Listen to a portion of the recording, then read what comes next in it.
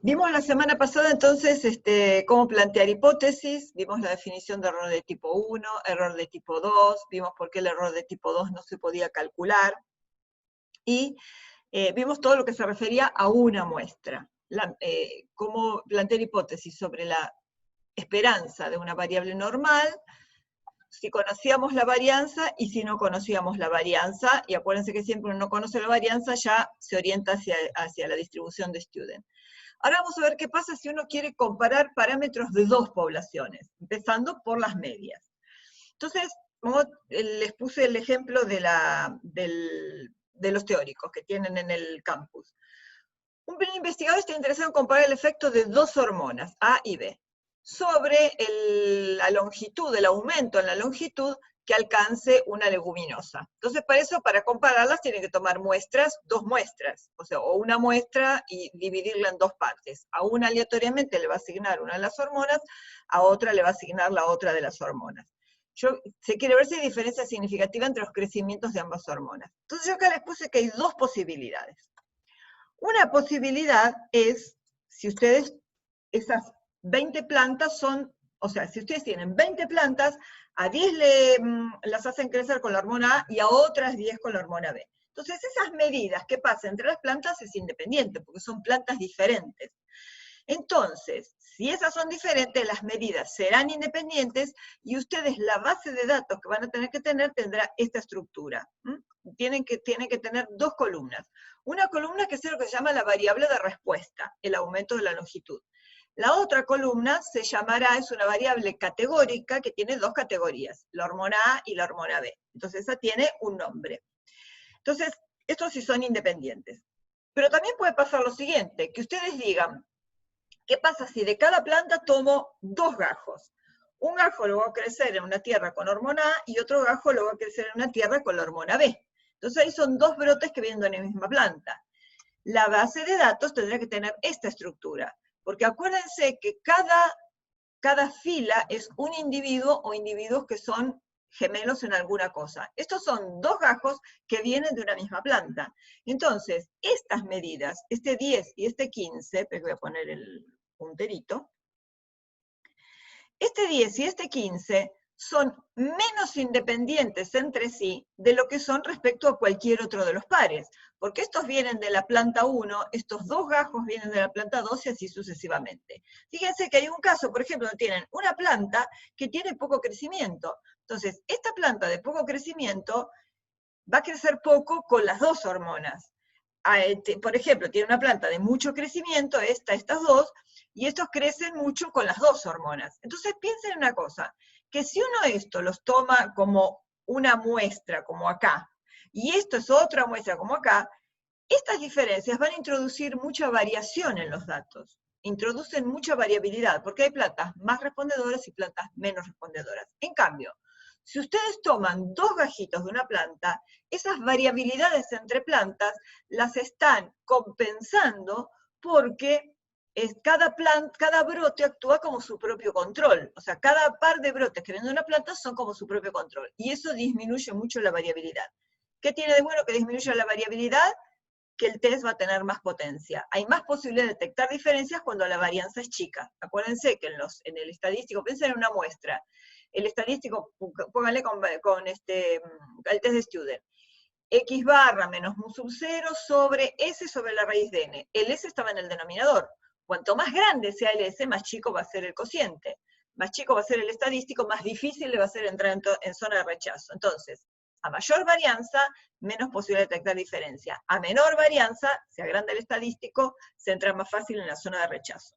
Entonces, en este segundo caso, las medidas se llaman apareadas, porque los dos brotes que vienen de la misma planta serán menos independientes entre sí que respecto a otro par de brotes. Y fíjense que las bases de datos son diferentes.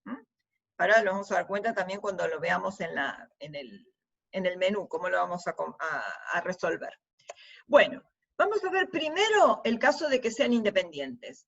Y vamos a ver el test de Gauss. Cuando uno ya habla de Gauss, ya sabe que las varianzas poblacionales las va a suponer conocidas. Por eso lo vamos a llamar test de Gauss. Entonces, a ver, vamos a ver por qué diferencia. Tenemos una variable X1, que es el aumento en la longitud de plantas tratadas con la hormona A. Y una variable x2, que es la misma, aumento de longitud, tratada con la hormona B. X, ay, me faltó un subíndice. Acá tiene que ser un x1. Ven, el copiar y pegar. Este es un x sub 1. X1 tiene distribución normal con parámetros mu1, sigma 1, propios de esta. Y X2 tiene distribución normal con parámetros mu2 y sigma 2, los parámetros propios de esta X sub 2. X1 y X2 son independientes, o sea, vamos a la base de datos que teníamos a la izquierda, cuando las plantas tratadas con A y B eran distintas. Y suponemos que si estas sigma 1 y sigma 2 son conocidas. Entonces, acuérdense que la hipótesis nula siempre va a un igual, o sea que en la hipótesis nula, este mu1 y estos mu2 van a ser iguales. En la nula va siempre la igualdad por todo lo que dijimos. Pues necesitábamos una variable, una hipótesis a la cual rechazar, y necesitamos una distribución bajo la hipótesis nula para poder calcular el área de la zona de rechazo. ¿Cuál será la alternativa? No sé qué hormona puede ser mejor, entonces como no sé, le pongo un diferente, porque no sé cuál, a priori, no sé cuál de ellas será considerada mejor. Entonces, un diferente. Entonces, fíjense, uno se pregunta siempre los estimadores, pero piensen que esto es equivalente a decir que si yo paso mu2 al primer miembro restando, tendré mu1 menos mu2 igual a 0, obviamente. Y si mu1 y mu2 son distintas, mu1 menos mu2 será distinto de 0. ¿Por qué le pasé un menos? ¿Por qué le pasé todo un miembro? Porque necesito un parámetro igualado a un número. Entonces ahora, ¿qué es lo que voy a pensar? La primera pregunta es, ¿con qué estimador voy a, o sea, con qué estadístico de la muestra voy a estimar este parámetro que se llama mu1 menos mu2? La diferencia entre dos parámetros es otro parámetro. ¿Con cuáles lo estimaré? ¿Alguien se imagina? Lo más obvio, ¿no? Si mu sombrero es x barra, entonces mu1 menos mu2 sombrero será x barra 1 menos x barra 2. Fíjense que la diferencia entre los estimadores va en el mismo orden que la diferencia en los parámetros. Si acá puse mu1 menos mu2, acá será x barra 1 menos x barra 2. Si acá puse mu2 menos mu1, acá será x barra 2 menos x barra 1. Obvio, ¿no? Bien. Una pregunta. ¿Por qué hay dos H sub 0? Porque me equivoqué. Ah, listo. Gracias. Esperen. Vamos a... El copiar y pegar es fatal. Gracias, niña. Espera. Vamos a... Ya que está, lo dejo corregido acá y después se los subo corregido. Tendría que haber... Esperen. Bueno. Acá va X. Y acá va un 1. Y acá le saco esto. Esperen, ya estoy, ya lo dejamos. Así ya les queda, por lo menos les queda en el video bien escrito. Y acá es un X sub 2, por supuesto. Bueno, se ve que no estaba muy despierta cuando los hice. Si encuentran otro error, me avisan. Bueno, a ver, esperen, cachito. Ahí está. Entonces, la hipótesis nula es la igualdad, la alternativa será la diferencia. Entonces ahora la pregunta era, ¿con qué estimamos al parámetro mu1 menos mu2? Obviamente con x barra 1 menos x barra 2. Entonces me pregunto ahora la segunda pregunta, ¿qué distribución tiene? Como voy a tener que calcular un error de tipo 1 acá, y eso va a involucrar una probabilidad, me tengo que pensar en la distribución. Entonces aquí viene la primera. Cada x era normal, cada x barra es normal. La diferencia de normales también es una normal. Entonces, por lo pronto, yo ya sé que x barra 1 menos x barra 2 tendrá distribución normal. Ahora, ¿qué necesito acá? Necesito poner los parámetros. Entonces, ahora vamos a empezar a calcular la esperanza y la varianza. Acuérdense que nosotros ya sabíamos propiedades de esperanza y varianza. Entonces, la esperanza de x barra 1 menos x barra 2 es la esperanza de la resta, es la resta de las esperanzas. Esperanza de x barra 1 menos esperanza de x barra 2. Como cada una de estas tenía la misma esperanza de la x, esto será mu1 menos mu2. Y las propiedades de la varianza, acuérdense que acá era, yo conocía propiedades de la varianza de las sumas si eran independientes. Entonces, la varianza de x barra 1 menos x barra 2 es la varianza de x barra 1 más la constante al cuadrado menos 1 al cuadrado por la varianza de x barra 2. Y acuérdense que siempre la varianza de la media era la varianza de la variable dividido el tamaño de muestra. O sea que la varianza de x barra 1 será sigma 1 cuadrado sobre n1. Y la varianza de x barra 2, sigma 2 cuadrado sobre n2. Hasta acá vamos bien. Esto diapo 1 les puse porque ahí decía demostración.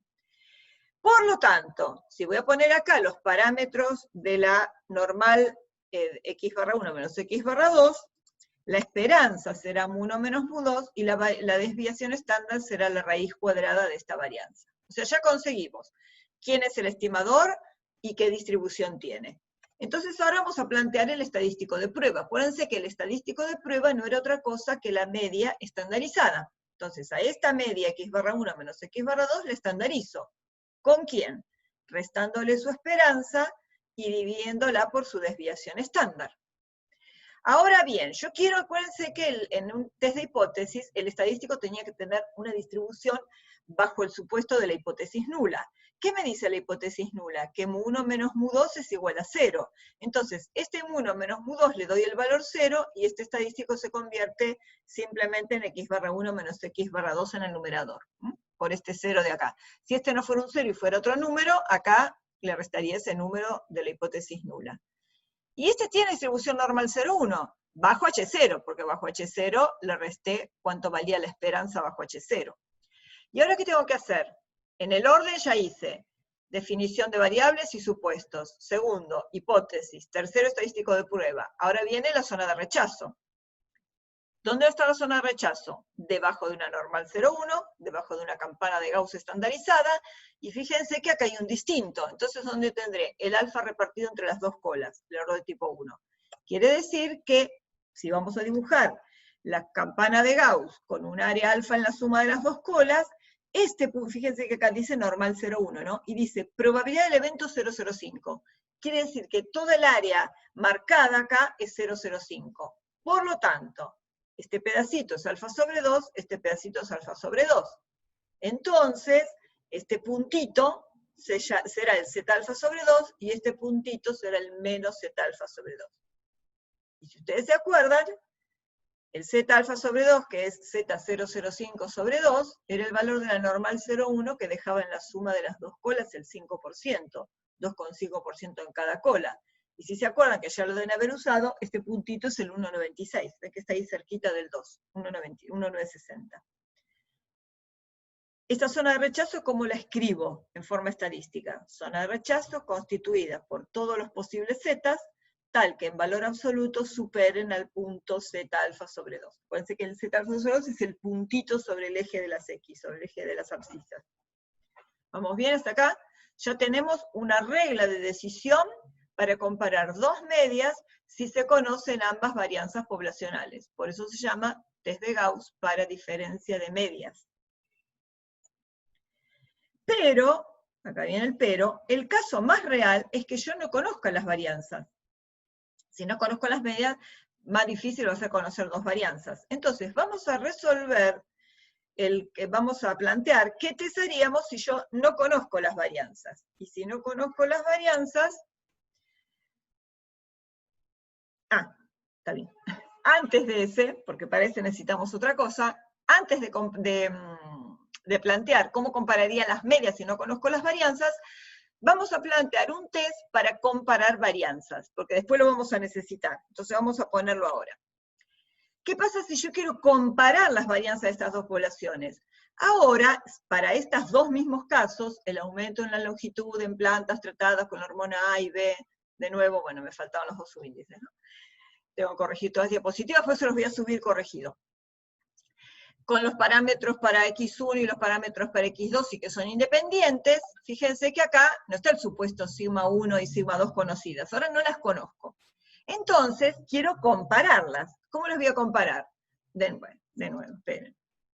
Ya digo. Vamos a... siempre cuando uno copia, mete la pata. H1. Bueno, las otras después las copio. Entonces, fíjense. Hipótesis nula. Sigma 1 cuadrado igual a sigma 2 cuadrado. Quiero comparar las dos varianzas. La alternativa es que sean distintas. porque no sé si quiero probar que una es mayor que la otra, simplemente quiero ver si difieren. Entonces, si quiero ver si difieren, la alternativa será distinta. Nosotros cuando comparamos medias, pasamos la mu del segundo miembro al primer miembro y pusimos mu1 menos mu2. Pero porque nosotros conocíamos una distribución de la resta de los estimadores puntuales de las medias, pero no hay conocimiento sobre la resta de las varianzas. En cambio, sí, vamos a ver ahora una distribución donde la comparación de varianzas está como un cociente. Por eso, acá vamos a ver que después las vamos a despejar como cociente. Entonces pregunta, si yo quiero hacer un test para evaluar estas hipótesis, ¿con qué estadísticos estimaremos sigma 1 cuadrado y sigma 2 cuadrado? ¿Con quién estimaremos? Sigma 1 cuadrado sombrero es S1 cuadrado. Sigma 2 cuadrado sombrero es S sub 2 al cuadrado. Pero necesitamos juntarlos en algo. Bueno, en una distribución.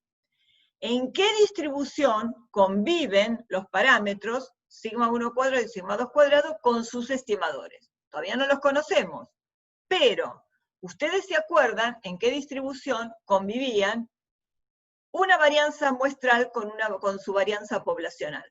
¿Se acuerdan en cuál? En la G cuadrada. Muy bien, en la G cuadrado. La G cuadrado era n-1 por S cuadrado sobre sigma cuadrado. Bien, entonces, ahora necesitamos tener las dos varianzas muestrales y las dos varianzas poblacionales en una distribución. Y ese es un cociente.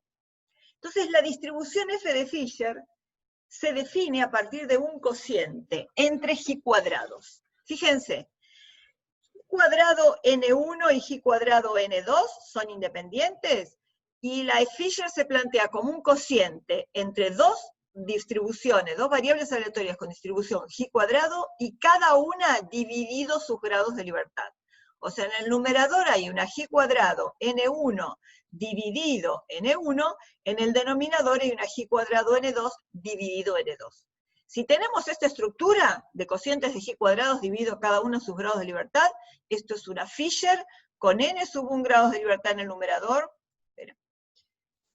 con n1 grados de libertad en el numerador y n2 en el denominador. Acuérdense que estos parámetros n1 y n2 uno los pone en forma genérica. Según el problema, estos grados de libertad tomarán un valor, que se imaginan que en el nuestro van a ser tamaños de muestra -1, ¿no? Por lo que ya vimos antes. Bueno, en forma general, la Fisher se define así. Fíjense que es un cociente de G cuadrados, o sea que su función de densidad no va a ser tan distinta a la G cuadrado. Son cocientes de variables que son siempre positivas, así que esta siempre va a ser positiva, y fíjense la distribución. No la van a casi diferenciar de la G cuadrado, es muy parecida.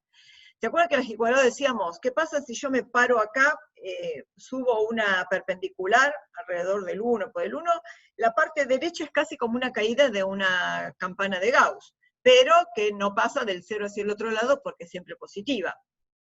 Y así como en la función de densidad de la G cuadrado teníamos tabulada un área en la cola derecha, en la Fisher también. Esta área de la cola derecha en general es el 5%, por defecto automáticamente lo expresa así. Acuérdense que esto lo encuentran en el Infostat, en aplicaciones didácticas, ¿cómo era? Funciones de densidad de variables aleatorias, algo así.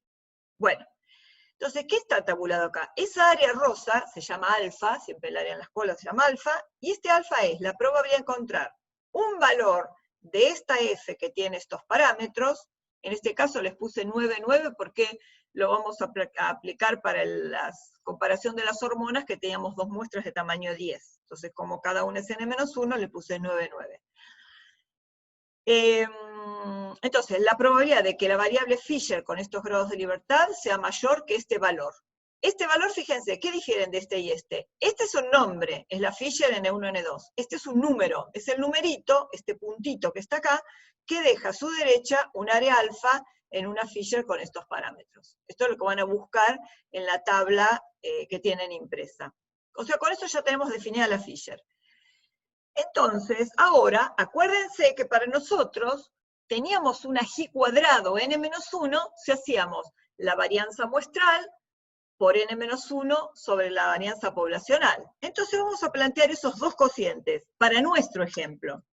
Por lo pronto, si vamos a usar un cociente, acá despejamos la sigma cuadrado del segundo miembro como un cociente como el denominador de la sigma cuadrado del primer miembro. Si yo despejo como cociente, entonces este número es un 1. O sea, si estas son iguales, su cociente vale 1, si son distintas, el cociente vale distinto de 1. Solo planteo un estadístico de prueba. Ahí, esto lo tiene en diapositiva 71 y 72, y fíjense. La F, así como la defino globalmente de esta manera, acá nos conviene definirlas así. ¿Por qué? Porque teníamos un S1 cuadrado estimador de sigma 1 cuadrado y un S2 cuadrado estimador de sigma 2 cuadrado. Entonces, para cada muestra podemos plantear un G cuadrado. Fíjense que esto, a ver si le puse el... Sí. Este numerador, N1 menos 1 por S1 cuadrado sobre sigma 1 cuadrado, es un G cuadrado con N1 menos 1 grados de libertad. Acá tengo una G cuadrado con sus grados de libertad, la tengo dividida por sus grados de libertad. Ya tengo este numerador.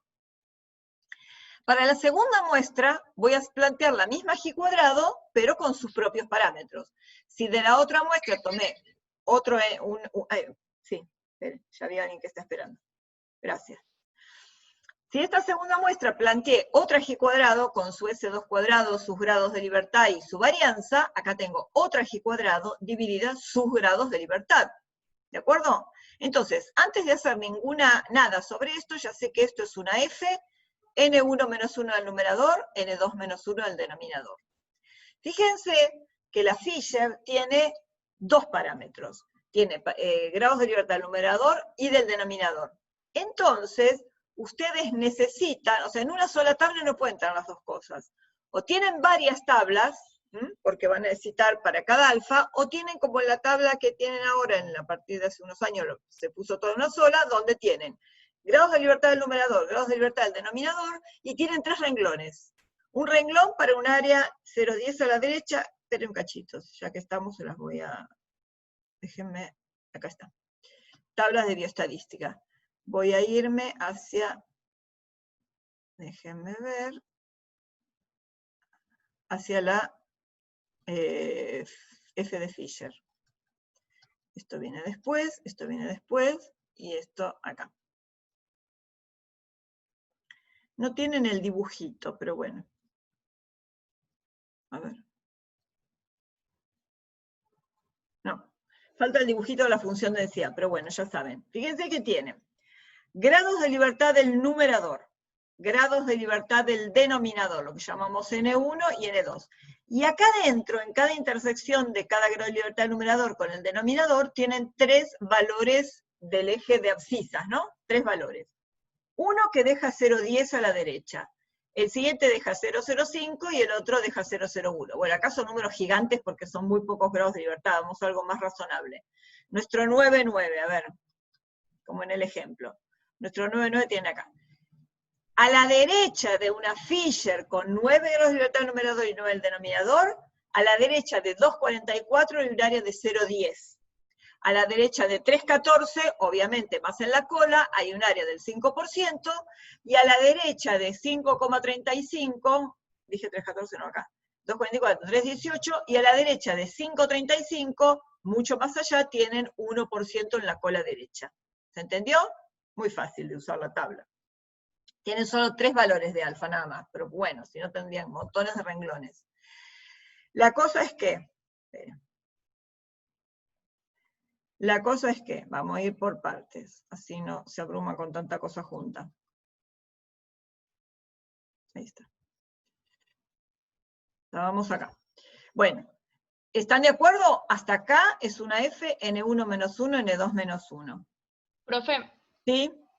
Tengo una duda yo. Dale. Donde dice de Fisher que está la F, tipo la primera explicación, en G cuadrado, ¿no falta que a N1 se le reste menos 1? ¿O se nota así?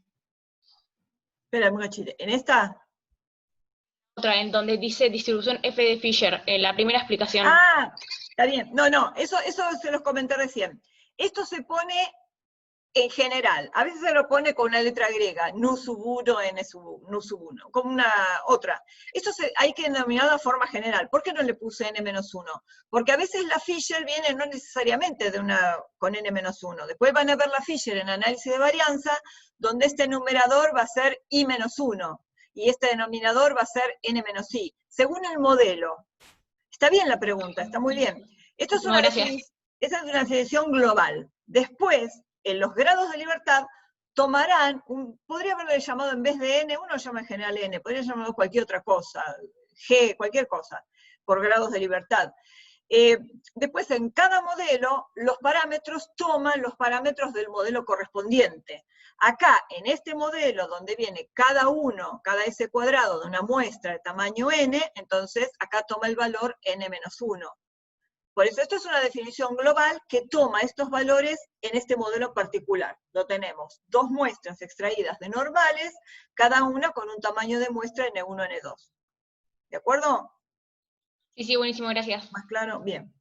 Entonces, la del numerador es una g cuadrado n1 menos 1 sobre sus grados de libertad, la del denominador es una g cuadrado n2 con sus grados de libertad y dividida sus grados de libertad. Entonces, fíjense que ahora esto se achica mucho. ¿Por qué? Primero, los grados de libertad estos, n1 menos 1, con esto se simplifican, y n2 menos 1 se simplifica con esto, ya se achicó. Partíamos de que ya sabíamos que teníamos todos los elementos para que fuera esta distribución. Ahora simplificamos cosas que no es necesario escribirlas, porque ya sabemos que se reducen en la simplificación. ¿Y ahora qué nos queda? Acuérdense que el estadístico que tenía que tener distribución bajo H0. ¿Qué dice H0? H0 dice que sigma 1 cuadrado sobre sigma 2 cuadrado es igual a 1. O sea que acá tengo un cociente, porque esta sigma 1 cuadrado está en el denominador, y esta sigma 2 cuadrado, como está en el denominador del denominador, está en el numerador. O sea, una está en el numerador, otra en el denominador. Quiere decir que ahora esas también las puedo simplificar. O sea que estas se simplifican porque están una en numerador y otra en denominador. ¿Qué quedó de todo esto? Lo único que quedó es el cociente de las varianzas muestrales. Entonces, lo que nos quedó como estadístico es el cociente entre S1 cuadrado y S2 cuadrado.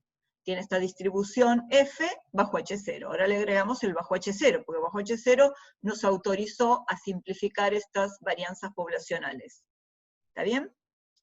Bien. Entonces, vamos a graficar ahora, graficar cómo serían las áreas en un test de 2 colas. ¿Ven? La tabla tabula esto, pero yo acá tengo un test de 2 colas, porque tengo un distinto y distinto de 1. Entonces, debajo de la Fisher, de esta misma Fisher, ahora le marco 2 colas. Fíjense que esta área se corrió un poco a la derecha, porque acá yo tenía todo el 5% de este lado, pero acá tengo un 2,5% y otro 2,5% del otro lado. Entonces, este punto se llama... no, está bien, ya sé, ¿por qué se corrió?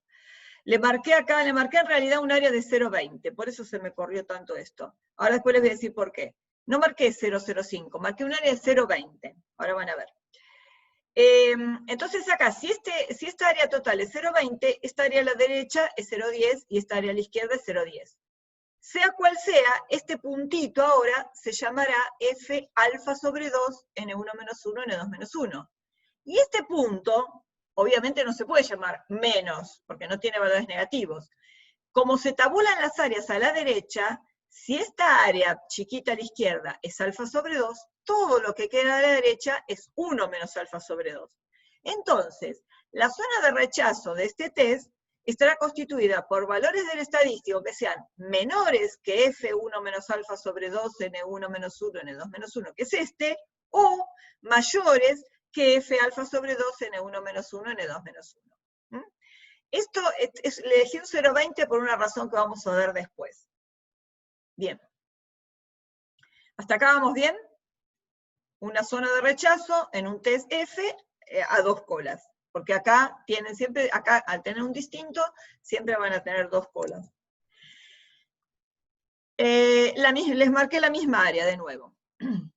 Fíjense que esto lo pueden calcular perfectamente. Si quiero una F 9, 9, que deje a la derecha un área de 0,10, 9, 9, que deje a la derecha un área de 0,10, acá está, es este, ¿no?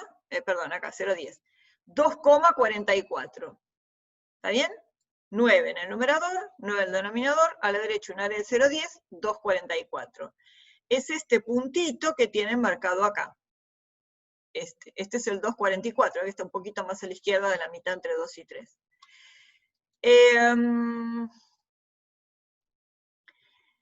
Este punto ya sé cuánto vale, pero este punto no sé cuánto vale, porque no tengo tablas de área, si esto era 0,10, 0,90, no tengo 0,90.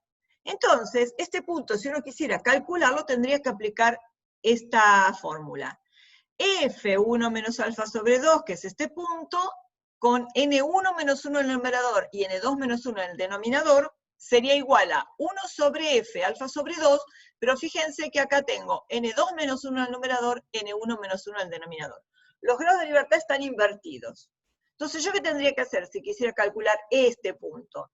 Me voy a una F 9, 9 y me fijo. Acá es lo mismo, 9, 9, porque son iguales número de denominador, si no tendría que cambiarlos. Busco cuál tiene a la derecha un área de 0,10 y hago 1 dividido. Acá el que tenía un área a la derecha era 2,44, así que si yo quiero hacer 1 dividido 2,44, este tiene que ser el 0,4, este puntito. De hecho, hay que hacer un cociente y ya se tiene. Pero, por conveniencia, por comodidad o lo que sea, uno puede evitar esto, tener que calcular ese valor, para hacerlo rápido. ¿Cómo se aseguran ustedes que si yo voy a hacer el cociente entre varianzas, siempre me caiga en esta cola? Por más que esté planteado el test en estos términos, obviamente, pero ¿cómo me aseguro que caiga en la cola derecha? ¿Puedo hacerlo fácil? Acuérdense que el estadístico es un cociente de varianzas muestrales. ¿Cómo me aseguro que siempre caiga en la cola derecha? A ver si alguien lo dice, o pongo el enter. ¿Nadie se anima? Bueno. Hago el S cuadrado mayor sobre el S cuadrado menor. Con eso me aseguro que siempre eso sea mayor que 1 y me caiga en la cola derecha. Este punto es un valor menor que 1. Si hago el cociente al revés, me va a caer acá o cerca de la cola izquierda. Para asegurarme que siempre sea mayor que 1, fíjense que el 1 está acá, para asegurarme que siempre sea mayor que 1 o el más grande sobre el más chico. Por supuesto que los grados de libertad tendrán que ser coincidentes. ¿Por qué uno acá pone n sub m grande? Porque es el tamaño de muestra que dio el s cuadrado más grande, va a ir al numerador. Y acá, nm chiquita menos 1 van a ser los grados de libertad de la varianza que le toque ir al denominador. Esta distribución bajo H0, y así nos aseguramos que siempre el estadístico dé mayor que 1. Este test lo podemos hacer en el Infostat. Vamos a ir a, fíjense que son independientes, ¿no? Comparo las varianzas de estas dos muestras que son independientes. Voy a estadísticas, inferencia basada en 2 muestras, y al final de todo hay una que dice prueba F para igualdad de varianzas.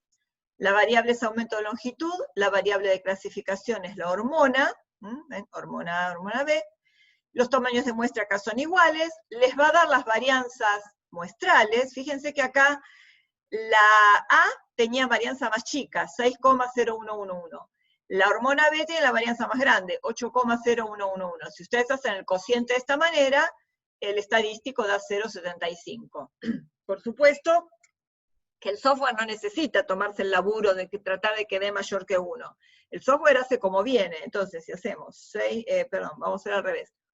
1 dividido 0,7503, a ustedes les hubiera dado 1,33, si hubieran hecho el mayor sobre el menor. Acá el estadístico es como viene, el software lo hace como viene. Y fíjense que para la prueba bilateral, o sea, alfa en las dos colas, el p-valor da 0,6757. Da enorme, mayor que 0,05, mayor que 0,10, mayor que 0,20, mayor que 0,50. O sea, el p es enormemente grande. Entonces, para la hipótesis nula de que las varianzas eran iguales, ¿cuál es la decisión? Con un p-valor de 0,6757.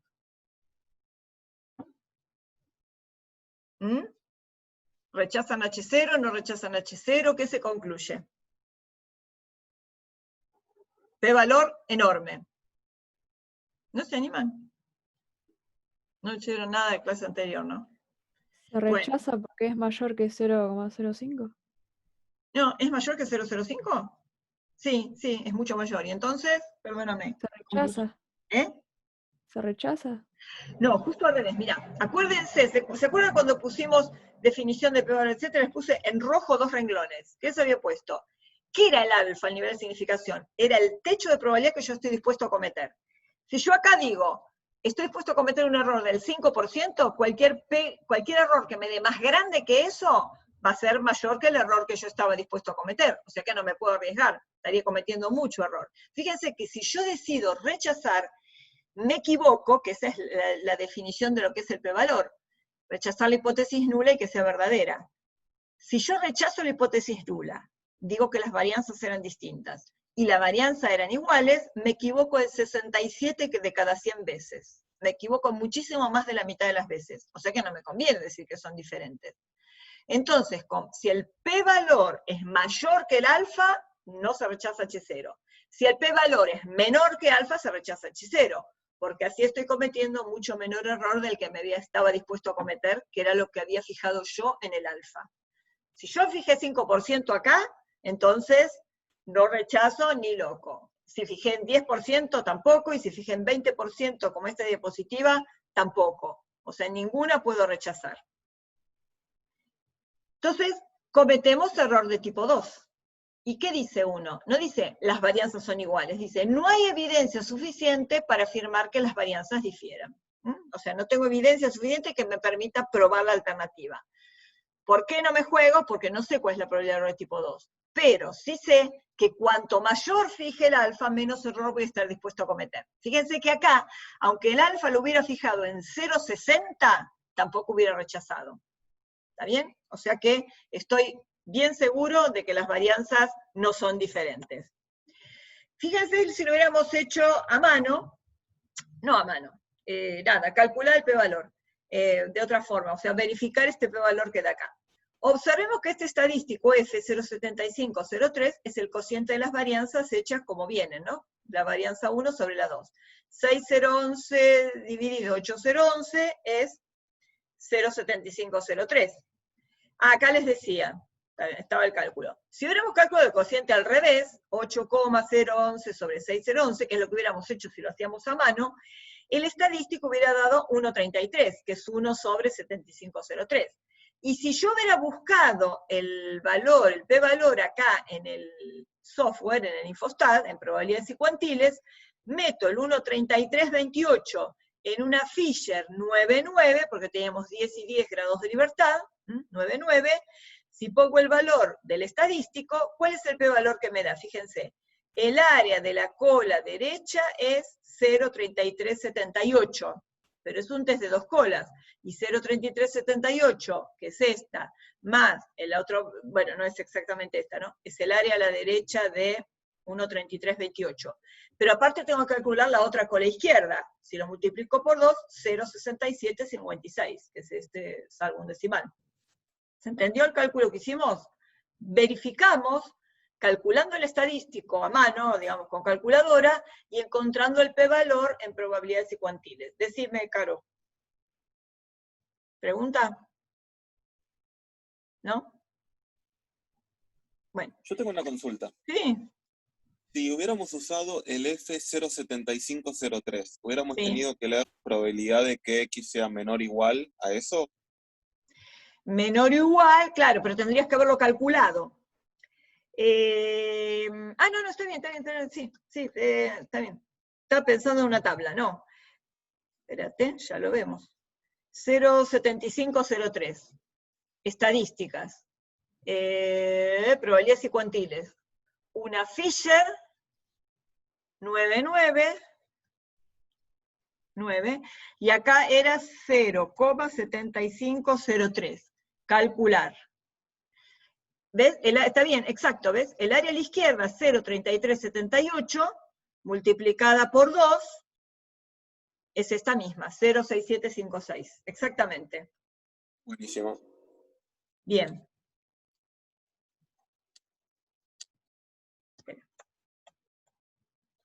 ¿Listo?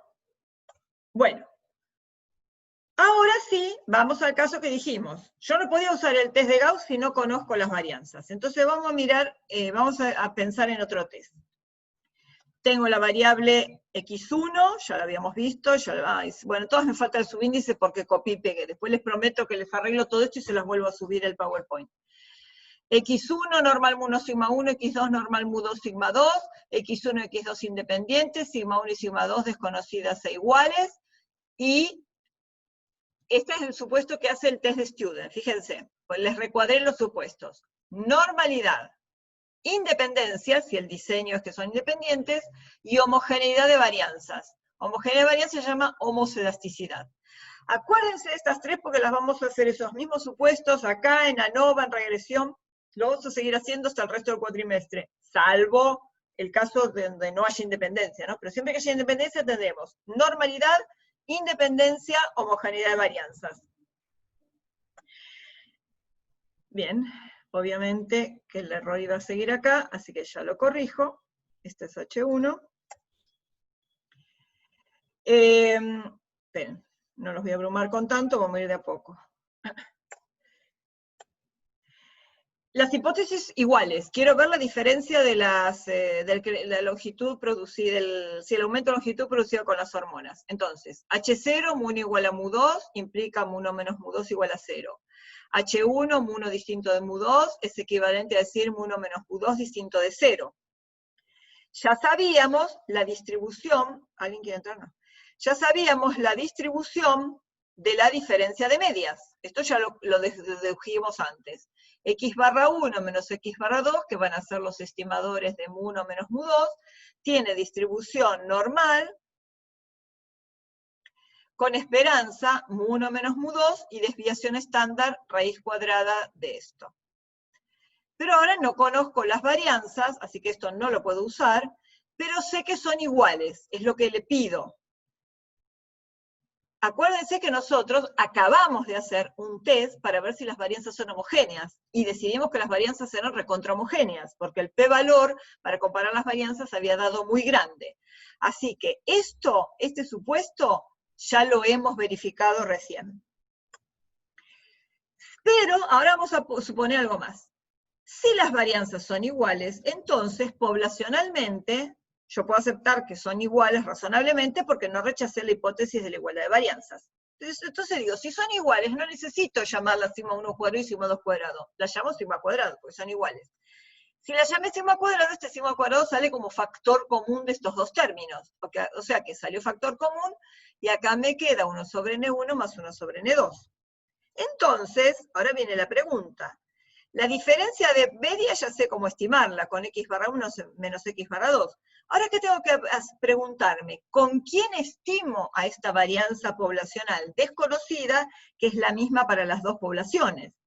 Entonces, sí sabemos que si yo tenía sigma 1 cuadrado, era el S1 cuadrado, es sombrero, era el S1 cuadrado, y sigma 2 cuadrado sombrero es S2 cuadrado. Pero ahora tengo que estimar una varianza común. Entonces, ¿con qué la estimo? Con cualquiera de los dos. ¿Está bien? ¿Todos están de acuerdo que si las varianzas poblacionales son iguales, este S1 cuadrado y este S2 cuadrado estiman lo mismo? Estiman a la misma varianza.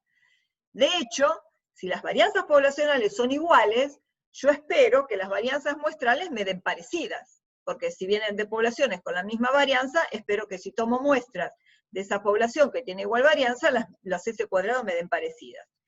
Pero ahora uno dice, bueno, si estiman lo mismo, ¿voy a usar una sobre otra? ¿Cómo uso las dos? ¿Qué se les ocurre?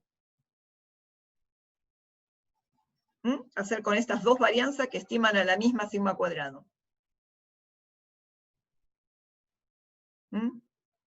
¿Qué harían con dos cosas que estiman lo mismo? ¿Podremos hacer una media de esas dos? Exacto, exacto, Daniel, una media. Entonces, si yo hiciera una media, ¿qué haríamos? S1 cuadrado más S2 cuadrado dividido 2, ¿verdad? Y acá no hay problema, acá está exacto, sería lo perfecto. Pero ¿qué pasa si una muestra tiene tamaño 20 y otra tiene tamaño 10? ¿Les parece que es justo que las estimemos con una varianza que sea el promedio de las dos, una más la otra dividido 2? ¿Quién es el mejor estimador? ¿La de la muestra de tamaño 20 o la de la muestra de tamaño 10? La de la muestra de tamaño 20. Muy bien, la de la muestra de tamaño 20, pues. Una muestra más grande está más cerca de la población que una muestra de tamaño más chico. Entonces hay que darle un peso. Hacer un promedio pesado es... ¿Ustedes hicieron un promedio pesado cuando calcularon la esperanza de una variable discreta, por ejemplo? ¿Qué hacían? Cada valor lo multiplicaban por su probabilidad antes de sumarlo. Entonces a cada valor le estaba dando el peso de su probabilidad. Por eso la esperanza se les iba más cerca de los valores que tenían más probabilidad. ¿Se acuerdan de eso? El centro de gravedad, etcétera. Bueno, ¿quién es el peso acá? El peso tiene que ver con el tamaño de muestra, porque si la muestra es más grande, le tenemos que dar más peso. Entonces, fíjense, es conveniente promediar ese cuadrado, pero si los tamaños de muestras son diferentes, hay que darle un peso en función de su tamaño. Pero, nosotros, ¿qué era nuestra segunda pregunta en cada test? Después de saber quién era el estimador puntual, ¿en qué distribución intervenía, qué distribución tenía? Porque después con esa distribución íbamos a calcular el p-valor, nos íbamos a meter en una función de densidad. Pero para meternos en una función de densidad, como antes era normal 0,1, como después fue la t, ¿qué necesitábamos? Necesitábamos, si es t, que es lo que va a ser acá, grados de libertad. Entonces, en vez de pesar por el tamaño de muestra, pesemos por los grados de libertad, para que tengamos una distribución conocida bajo la hipótesis nula. O sea, que este promedio de varianzas, en vez de multiplicar por n, que sería su peso, lo multiplicamos por sus grados de libertad. Lo mismo con cada una. Y para que esto sea un promedio, hay que dividirlo por la suma de estas dos, de n1 menos 1 más n2 menos 1. ¿Por qué? Fíjense, si yo hago S1 cuadrado multiplicado por N1 menos 1, en este caso sería 10 menos 1, 9, es como si este S cuadrado lo sumara 9 veces. Y acá es como si este S cuadrado lo sumara 9 veces. Si yo tengo 9 y 9, 18 sumándose en el numerador, en el denominador tengo que dividir por 18, por la suma de esto más esto, para que sea un promedio. Entonces, si ustedes hacen n1 menos 1 más n2 menos 1, obviamente va a ser n1 más n2, y el 1 está restado 2 veces, por eso es un menos 2. ¿De acuerdo? Entonces, Profe, sí, dale, decime. en ese 2 usted dijo que multiplicarlo por 9 y no sería por 19, porque es la segunda, el ¿Acá segundo... abajo? ¿Acá abajo? Ajá, sí, Y sí, no, sí. sería 18, ¿no? Porque 10 más 10, 20, menos 2, 18. Es 9 Ah, más 9. Tiene que ser la suma de estos factores, buenísimo. ¿no? Pensá, si vos haces S1 cuadrado más S2 cuadrado, ¿por qué dividís por 2? Porque tenés un factor S1 cuadrado, otro factor S2 cuadrado, y dividís por la suma de ellos, ¿no? Gracias. Profe, Sí. yo creo que lo que entendí que preguntaba era que el primer n era 10 y el segundo n era 20, entonces cuando le restabas 1 a cada uno sería en uno 9 y en Ah, el otro... no, está bien, sí, está bien. Si es el ejemplo que dije un n por decir, sí, sería 10 más 20, Gracias. 30, menos 2, 28 sería. No, acá estoy con el ejemplo de los dos tamaños de muestra son 10. Por eso puse 9 y 9. O sea, estamos con el de las plantas que serían Sí, gajos. sí, Ah, sí, sí. ya. No, de los Bueno. gajos no, de plantas distintas, el que son independientes. Sí, eso me Perdónenme parece. si los confundí. El ejemplo de que Gracias. una muestra tuviera 20 y otra tuviera 10 es para que vean que podía estar desbalanceada en el tamaño de muestra.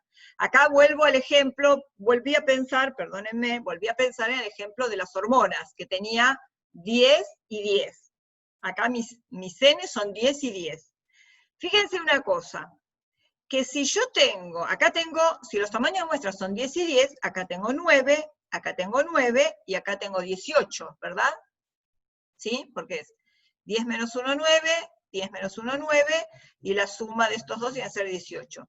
Fíjense que si los tamaños de muestra son iguales, si yo tengo 9 acá y acá 18, si saco 9 factor común, me queda S1 cuadrado más S2 cuadrado dividido 2, porque 9 con 18 se simplifica.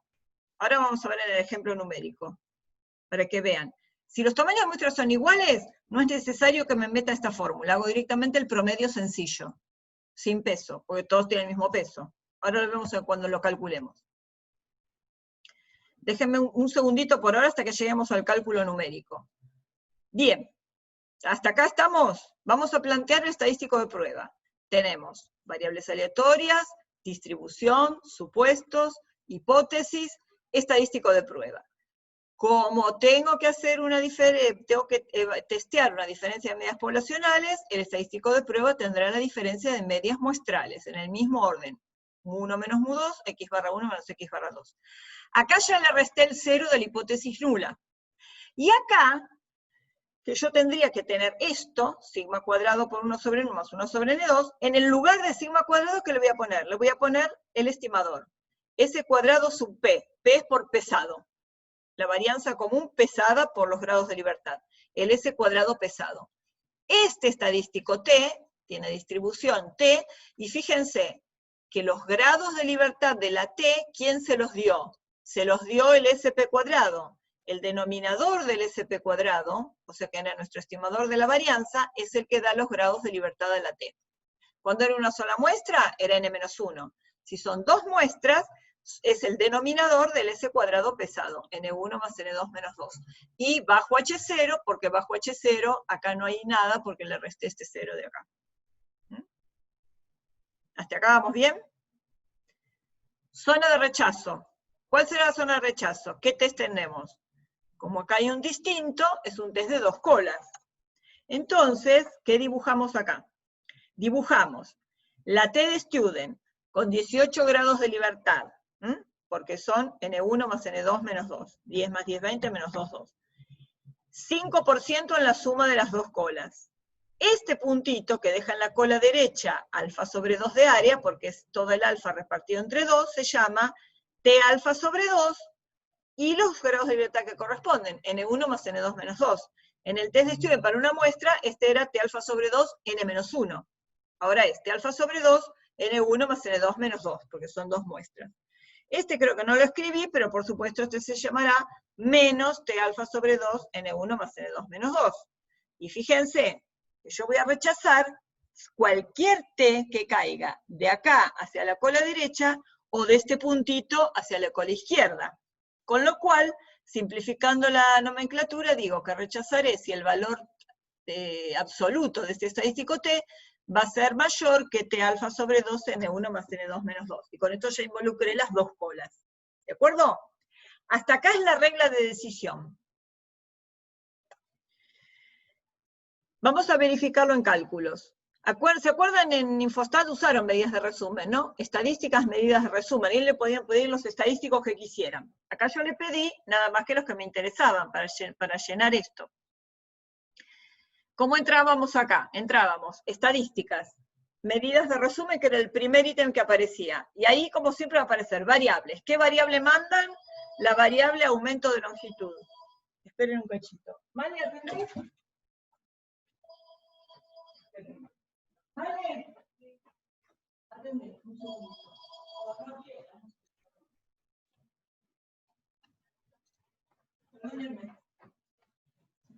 Noticia de mi viejo. Bueno, la variable es aumento de longitud. Y tenemos una variable de clasificación que son las dos hormonas, hormona A, hormona B. Le pedí el tamaño de muestra, 10 para cada una, le pedí la media y le pedí las varianzas. Bueno, estas ya creo que las habíamos visto. Las varianzas ya las usamos cuando comparamos las varianzas, y ahora le pedí además las medias. Entonces con eso vamos a hacer los cálculos. Acá. Este mismo cálculo en números. Nuestro n1 menos 1, 10 menos 1, 9. Nuestra varianza 1, 6,011. Pues le pedí directamente, ven que el varianza n menos 1. Más n2 menos 1, 10 menos 1, 9, por varianza 2, dividido esto más esto. Acá fíjense que es fácil ver que si yo saco factor común 9, me queda 9 multiplicado por la suma de estas varianzas, dividido 18. Y si hacen 9 sobre 18, les queda un 2 en el denominador, y se transforma en un promedio común y corriente. ¿Está bien? Si los n son iguales, no se tomen el laburo de hacer toda esta fórmula porque es de gusto, hacen directamente el promedio. Bueno, nuestro S cuadrado pesado es 7,0111. Entonces vamos a llenar los datos para calcular nuestro T sub M, el T para nuestra muestra en particular. X/1, 11,7. X/2, 14,3. Raíz de ese cuadrado pesado por 1 sobre 10 más 1 sobre 10. Acá siempre verifíquenlo, porque uno tiende a quedarse con el 9 en la cabeza, y no sería nada raro que acá le metan un 9 y un 9, que me había pasado a mí, ¿cómo no me da igual que el software? Y tenía el 9 y le había puesto un 9. No, acá va el n, no el n-1.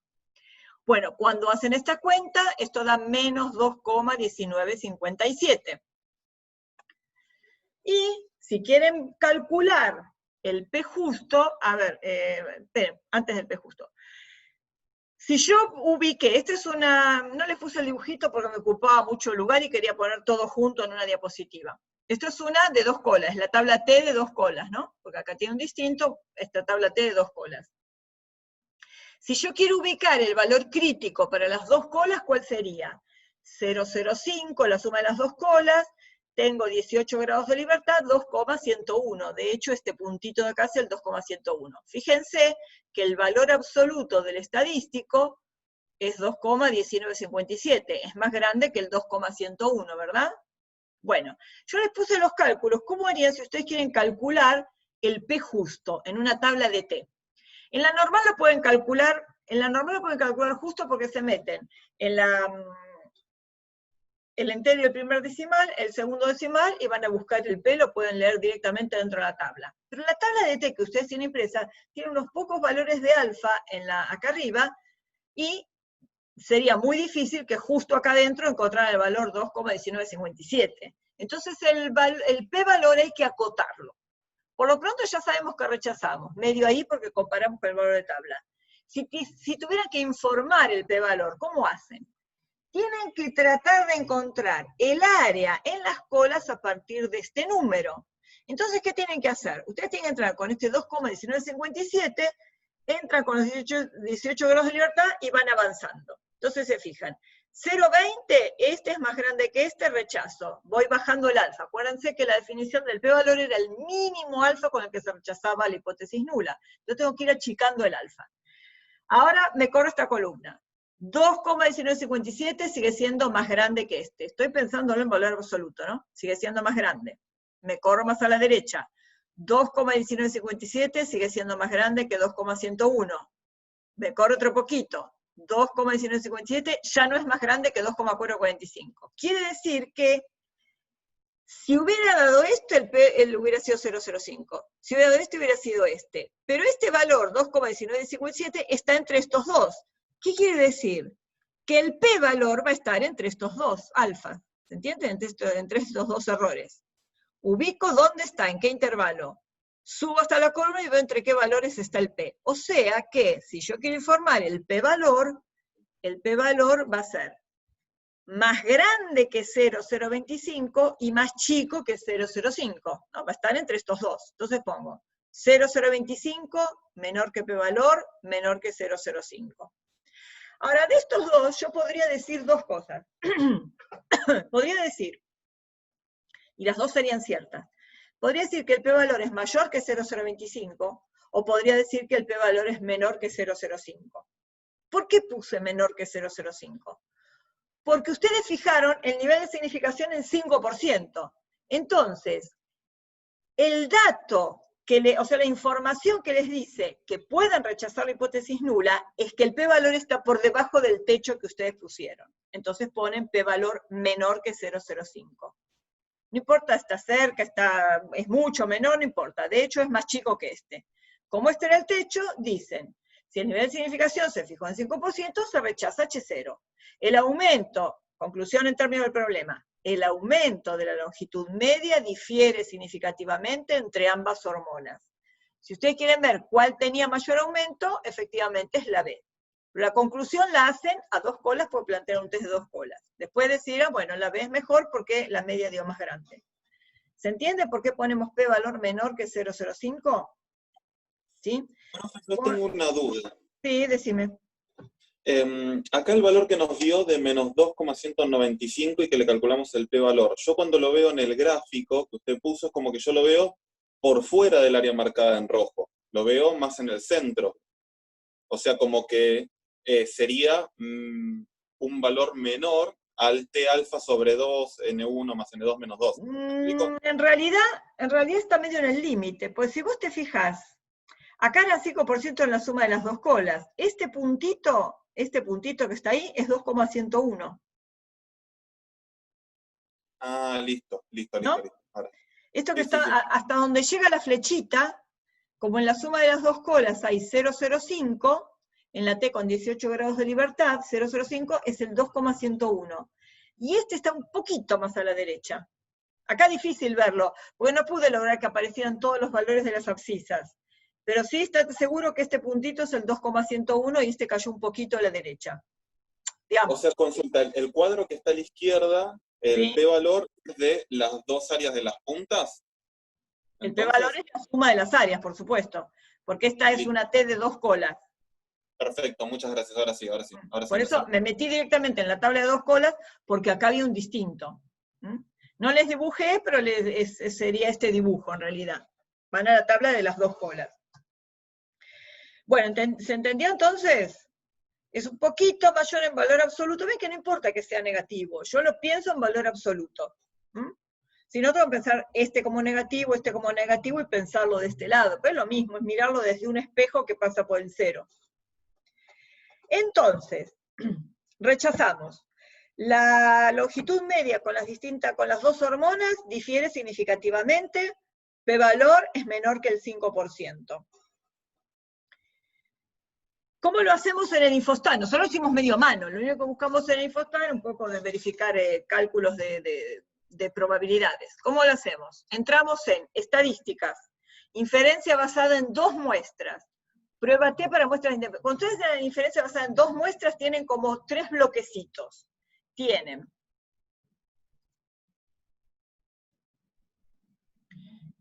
estadísticas, esperen, cierro acá. Estadísticas, inferencia basada en dos muestras. Acá tienen todo un bloque que dice prueba T y se termina acá. Ese bloque, todo este primero son de muestras independientes. Este segundo bloquecito, T apareada, Wilcoxon, prueba del signo, son no independientes, apareadas. Este lo vamos a ver después, T apareada. Estos dos no lo vamos a ver porque son no paramétricos, no piden distribución normal. Y acá abajo tienen la que vimos antes, prueba F para igualdad de varianzas. O sea, entra inferencia basada en dos muestras, prueba T sería cómo vamos a obtener el test T. ¿Ven? Déjenme ir por partes. Acá. Bueno, fíjense una cosa importante, acá abajo. Cuando ustedes entran, que le ponen variable, longitud, aumento de la longitud, variable de clasificación, la hormona. Entran en este cuadro de diálogo. Esto les aparece así por defecto. No sé si aparece todo por defecto, creo que yo le agregué acá grados de libertad que no estaba, no importa. Les va a aparecer grupos activos, son las dos categorías de hormona de la variable categórica, hormona A, hormona B. Acá abajo hay una cosa que dice, usar la corrección de Satterwhite si las varianzas no son homogéneas para un nivel de significación del, ahí aparece 5% por defecto. En la diapositiva dice corrección de Welch. Se llama corrección de Welch o de Satterwhite. ¿Qué es esta corrección? Esta corrección hace, les voy a mostrar un poquito. Ustedes tienen que elevar ese 5 al 10%. ¿Por qué? Acá dice que haga esa corrección si se detecta que las varianzas no son homogéneas. Les voy a comentar ahora, ya está porque es más fácil. Voy a ir para atrás, a la fórmula del estadístico. No, me repasé. Acá.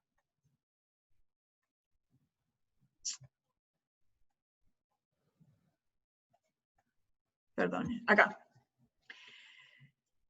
Si ustedes les dicen que si las varianzas no son homogéneas, haga una corrección, si el programa detecta que las varianzas no son homogéneas, o si ustedes le pusieron 10%, si el p-valor de la homogeneidad de varianzas le da más chico que el 10%, rechaza la hipótesis nula, dice no son homogéneas. Si decide que no son homogéneas, en función del techo que ustedes le pusieron, no puede hacer este cálculo, no puede promediar las varianzas. Entonces, ¿qué hace? Hace esto, vengan acá. Hace este denominador lo va a hacer como S1 cuadrado sobre N1 más S2 cuadrado sobre N2. O sea, estima cada varianza por separado. ¿Ok? No las promedia, no calcula el SP cuadrado. Le mete S1 cuadrado sobre N1 y S2 cuadrado sobre N2. Pero ¿qué pasa? Uno tiene que pagar un precio por hacer eso, ¿no? Por saltearse el supuesto homogéneo de varianzas. ¿Cuál es el precio que se paga?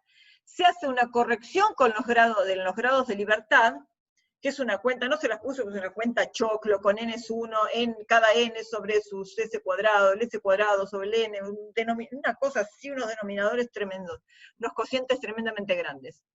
Esa cuenta, en general, da que los grados de libertad son menores o iguales que n1 más n2 menos 2. En general, el precio que se paga es que disminuyan los grados de libertad.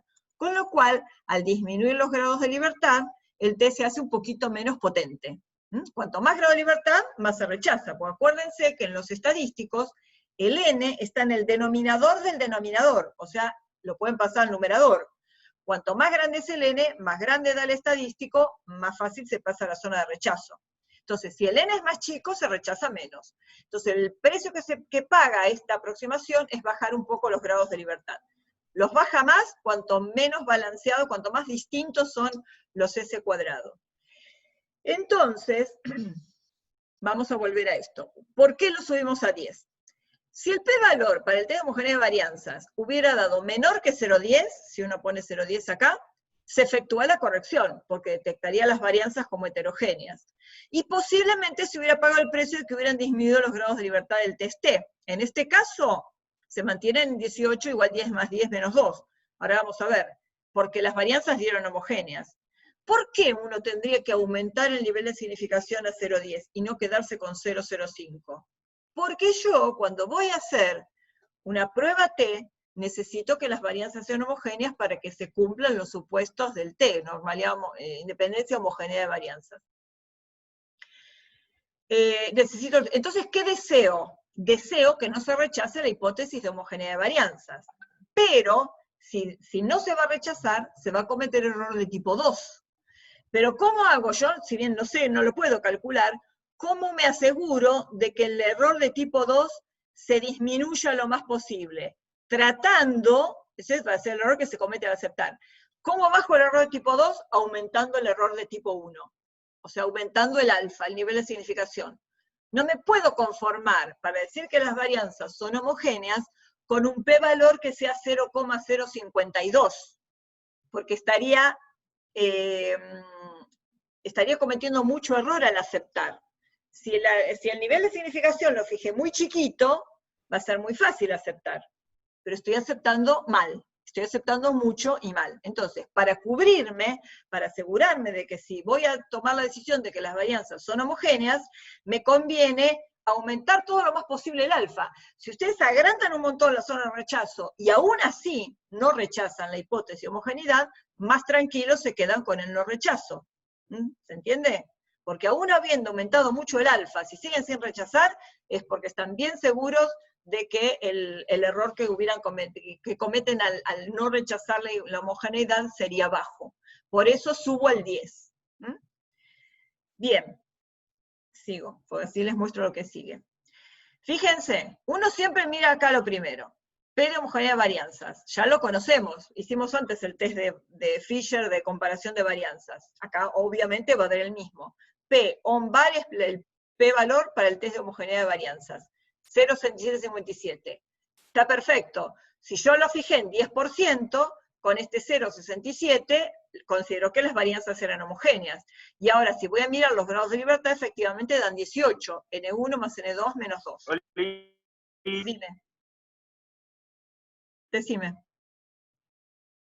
¿Quién preguntó? ¿Alguien quería preguntar algo? A mí no me queda bien en claro qué vendría a ser una varianza homogénea. Ah, que las varianzas poblacionales sean iguales. Ah, listo. Fíjate que acá 6 y 8 son parecidas. ¿Qué pasa si acá te hubiera dado 6 y acá te hubiera dado 55? Lo más probable es que Claro, hubieras iba a variar rechazado bastante. la varianza, ¿no? Si vos ves que estas dos son parecidas, difícilmente este p-valor te dé pequeño. Seguramente va a dar grande, pues estas son bastante Claro. parecidas. Homogeneidad de varianzas poblacionales. Estas nunca te van a dar iguales. Vamos a esperar que te den parecidas. Entonces, grados de libertad, N1 más N2 menos 2. Bien, después vamos a hacer otro, y vamos a ver todo esto en el último, en un ejemplo que vamos a hacer después.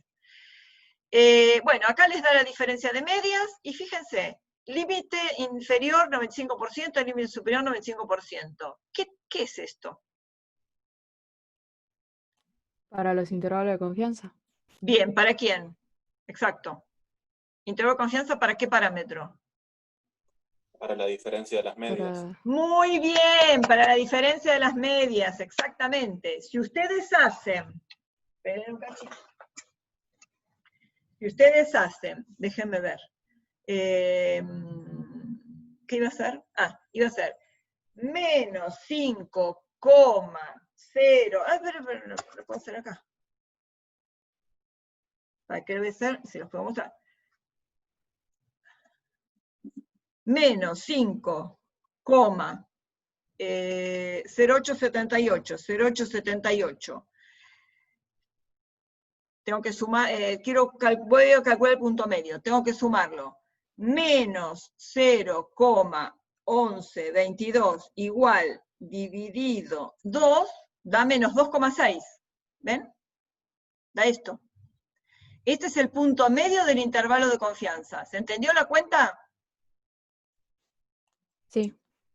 Bien, este es el punto medio del intervalo de confianza. Entonces, este es un intervalo de confianza para la diferencia de medias. ¿Qué tendrían que fijarse en este intervalo de confianza? Fíjense, ustedes están haciendo un test que tiene como hipótesis nula mu1 menos mu2 igual a 0. ¿Quién no está en este intervalo de confianza? ¿Quién quedó fuera de este intervalo, que tiene dos límites negativos? El 0. Bien, el 0. Cuando el valor del parámetro en la hipótesis nula no pertenece al intervalo de confianza, ¿cuál es la decisión del test? 0 no pertenece al intervalo de confianza. Quiere decir que con mu1 menos mu2 igual a 0, ¿qué hacen? Se rechaza esa hipótesis. La rechazan, exactamente. ¿Y dónde está la otra acá? Acá, con este p-valor. Fíjense que el p-valor dio 0,0415. Verifica, tiene que dar la misma conclusión que acá. Si rechazaron con un intervalo de confianza al 95%, rechazaron al 5% de que la diferencia de las medias podía ser 0. Y este p-valor les da menor que el 5%. Este resultado y este resultado tienen que coincidir. Tienen que llegar al mismo resultado con el intervalo de confianza y el p-valor. Este intervalo de confianza es del 95, quiere decir que el alfa es 5%.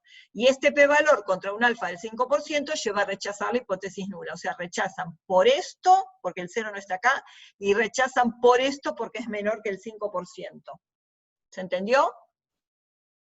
¿Nosotros qué calculamos antes? Que el p-valor era chiquito, ¿no? Que era, digamos, no chiquito, que el p-valor era menor que 0,05.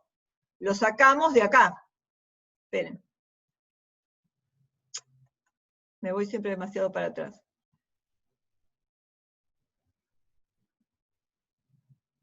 No, donde hice la... Acá. No, tampoco. Este era el de las varianzas, no sé por qué me fui tan atrás. Acá. Acá. ¿Qué decidimos con este p-valor que calculamos a partir de la tabla? Dijimos que era menor que 0,05, ¿no? No mucho, porque este 2,19 estaba muy cerca de este 2,101. Rechazábamos ahí nomás. De hecho, este 2,1957 está solo un poquito a la derecha de este valor, o sea que el p-valor da solo un poquito más chico que 0,05. De hecho, da 0,0415. ¿Entendió? Con los dos métodos llegamos a la misma conclusión. El intervalo de confianza no contiene el 0, el p-valor es menor que 0,05. Se rechaza la hipótesis nula, las longitudes medias obtenidas con ambas hormonas difieren significativamente. Esto sería un test de cola derecha. Nosotros hicimos un test de dos colas acá, bilateral. Dejamos bilateral. ¿Algo más de acá, no? Si quisiéramos hacer un test de cola derecha, donde la hipótesis nula sería mu1 menos mu2 mayor que 0, todo el alfa lo tendríamos en la cola derecha. Y nuestro valor crítico se llamaría T alfa N1 más N2 menos 2. Si hubiéramos querido probar que mu1 era menor que mu2, mu1 menos mu2 menor que 0, teníamos un test de cola izquierda, nuestro valor crítico serían los T menores que menos T alfa N1 más N2 menos 2. Y si tenemos un test de 2 colas, es el que acabamos de hacer, un test de 2 colas. Valor absoluto de T mayor o igual que T alfa sobre 2, N1 más N2 menos 2. ¿De acuerdo? Test T para diferencia de medias. Test de Student para diferencia de medias porque no se conocen las varianzas poblacionales y se las estima con las varianzas muestrales. Otro supuesto, además de que las varianzas tenían que ser homogéneas, era que las variables tenían que tener una distribución que no se apartara mucho de la normal. ¿Se acuerdan que en la última parte de la clase anterior vimos el cucuplot? Acá tenemos los dos cucuplot graficados para ambas hormonas. Cada hormona tiene que tener una distribución normal. Entonces, ¿cómo hacen para el cucuplot? Van a gráficos, cucuplot. En las variables ponen aumento de la longitud. Quiero ver la normalidad del aumento de la longitud. Pero si ustedes se fijan, el cucuplot no tiene una variable de clasificación acá abajo. Entonces, ¿cómo hago para que me calcule los dos gráficos por separado? Hay una solapita que se llama particiones. Y ahí en la partición pasan la variable hormona, la variable categórica hormona. Y entonces hace dos cucuplot. Uno para la hormona A, otro para la hormona B. Acuérdense que el cucuplot era cuantiles observados en la muestra en función de cuantiles estimados, como si fuera una normal. Fíjense que acá tienen la media, ¿se acuerdan que la media ya la hemos visto, que era 11,7 para la hormona A? Y la varianza era 6,011, acá está la varianza. O sea que acá calculó cuantiles de una normal como si tuviera esta media y esta varianza, las de la muestra. Estima los parámetros de la normal con los estadísticos de la muestra, y hace como si fueran parámetros. Entonces compara los observados con los esperados si realmente el normal tuviera estos parámetros.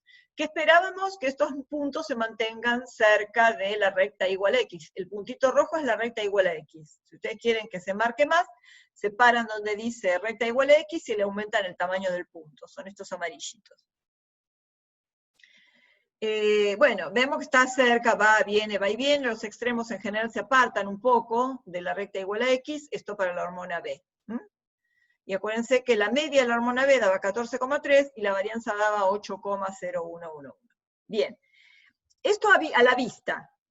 ¿Cómo se puede cuantificar esto? Con el test de Shapiro-Wilks. El test de Shapiro-Wilks evalúa que bajo la hipótesis nula que la variable sigue una distribución normal. Es raro plantear un test en función de una variable, pero bueno, es un caso medio particular el test de Shapiro-Wilks. Uno quiere, en realidad hay un parámetro, pero no importa. Nosotros vamos a pensarlo como que la hipótesis nula es que la variable sigue una distribución normal y la alternativa que se aparta de la normal. Entonces, ¿cómo lo hacemos? Estadísticas. Inferencia basada en una muestra, prueba de normalidad Shapiro-Wilks, dice modificado, y en variables pasamos la variable aumento de la longitud. Pero acá tampoco tiene variable de clasificación. Vamos a la solapa particiones y pasamos la variable hormona. Entonces nos va a hacer dos test de Shapiro-Wilks por separado, uno para la hormona A, otro para la hormona B.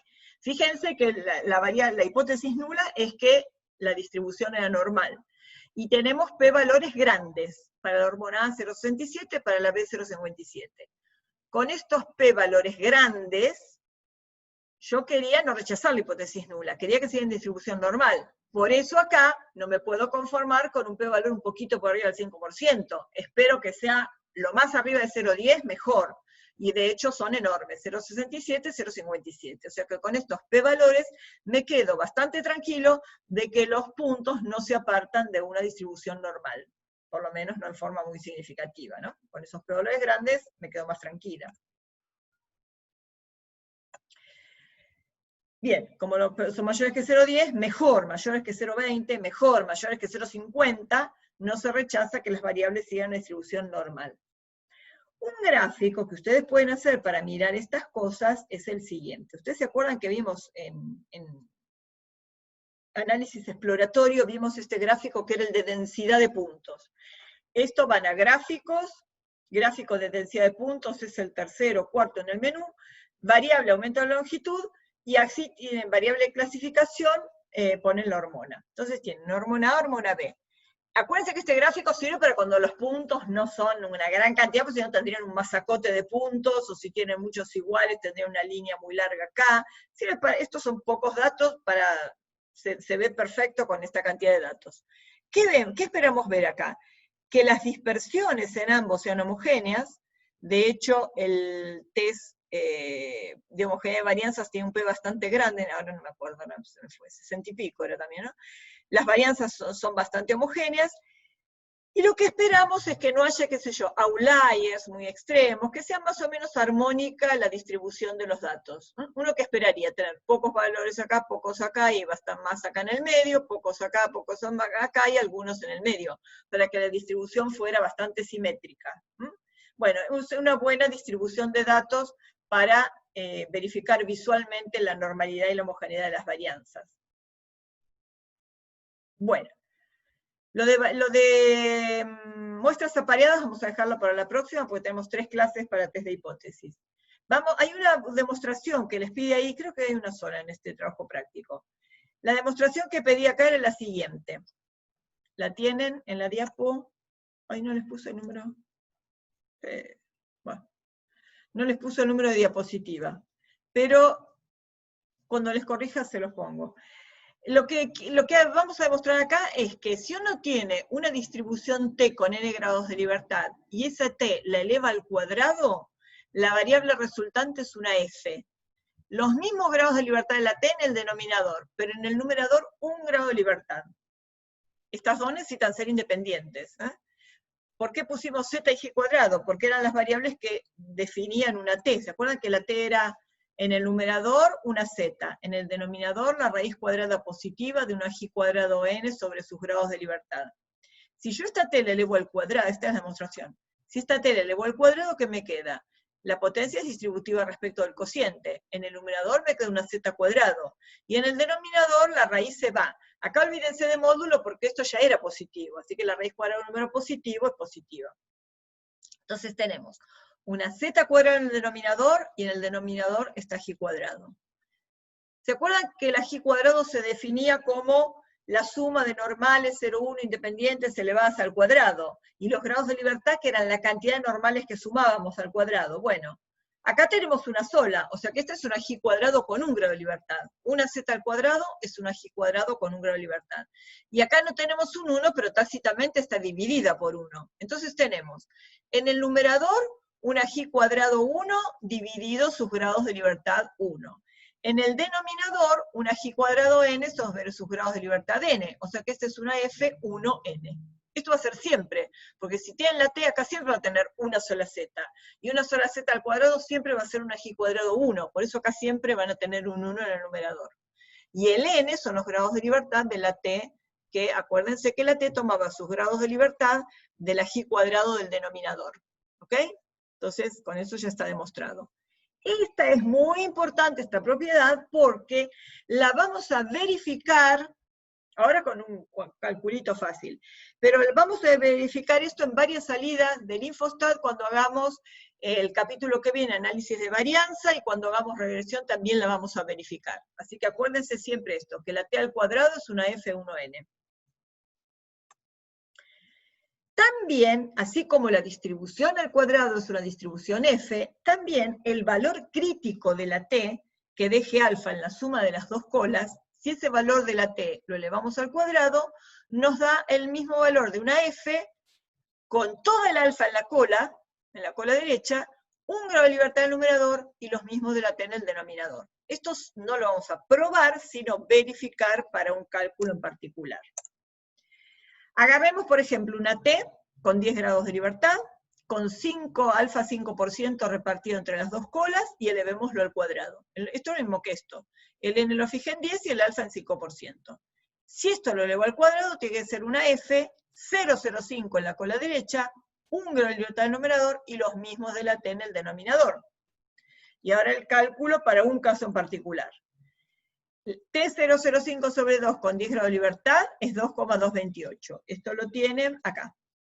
tienen una T en probabilidades y cuantiles, una T con 10 grados de libertad, y 5% en la suma de las dos colas. O sea que acá, ¿qué pusimos? La cola derecha, 0,025. Y ahí se le damos calcular. Cuando fijando en una T con 10 grados de libertad, 2,5% en la cola derecha le damos calcular, nos calcula. 1 menos esto es la cola izquierda, y el valor sobre las abscisas es 2,228,1, etc. Entonces, este 228, que es este, lo elevo al cuadrado. Por cálculo me da 4,964. Esto al cuadrado, meteo en la calculadora, da esto.